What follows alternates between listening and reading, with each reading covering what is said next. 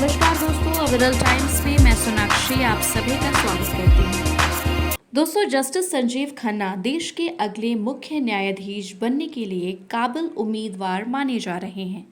Supreme court के दूसरे वरिष्ठतम जज जस्टिस संजीव खन्ना की सिफारिश मौजूदा चीफ जस्टिस DY चंद्रचूड़ ने इस पद पर नियुक्त करने की सिफारिश केंद्र सरकार को की है।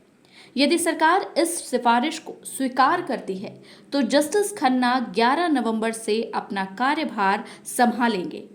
उनका कार्यभार लगभग 6 महीने का होगा और वो 13 मई 2025 को रिटायर्ड होंगे। जस्टिस संजीव खन्ना ने 1983 में वकालत की प्रैक्टिस शुरू की। उन्होंने 2005 में दिल्ली हाई कोर्ट के जज के रूप में कार्यभार अपनाया और जनवरी 2019 में सुप्रीम कोर्ट में जज बने। उन्हें आपराधिक, सिविल, टैक्स और संवैधानिक कानूनों की गहरी समझ है।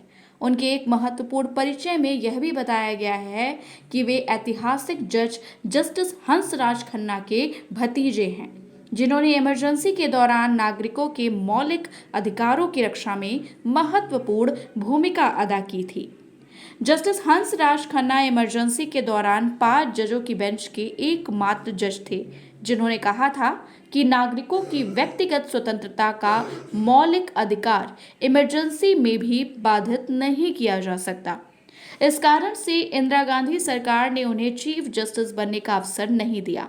जस्टिस संजीव खन्ना ने सुप्रीम कोर्ट में अपने कार्यकाल में कई महत्वपूर्ण फैसले दिए हैं। उन्होंने दिल्ली के तत्कालीन मुख्यमंत्री अरविंद केजरीवाल को लोकसभा चुनाव प्रचार के लिए अंतरिम जमानत दी। मनीष सिसोदिया को बेल देते समय उन्होंने कहा कि PMLA कानून के सख्त प्रावधान किसी को बिना मुकदमा लंबे समय तक जेल में बंद रखने का बेस नहीं बन सकता। इसके अलावा जस्टिस खन्ना ने VVPAT और EVM के 100% मिलान की मांग को ठुकराया और इलेक्टोरल बॉन्ड को असंवैधानिक करार देने वाली बेंच के सदस्य रहे। उन्होंने ये भी कहा कि अगर किसी शादी को जारी रखना असंभव हो तो सुप्रीम कोर्ट अपनी विशेष शक्ति का इस्तेमाल कर तलाक का आदेश दे सकता है।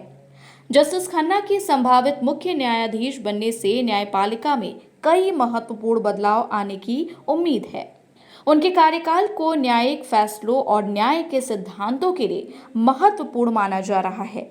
उनकी नियुक्ति से उम्मीद जताई जा रही है कि वे न्यायपालिका की स्वतंत्रता और नागरिकों के अधिकारों की रक्षा में सक्रिय भूमिका निभाएंगे। धन्यवाद।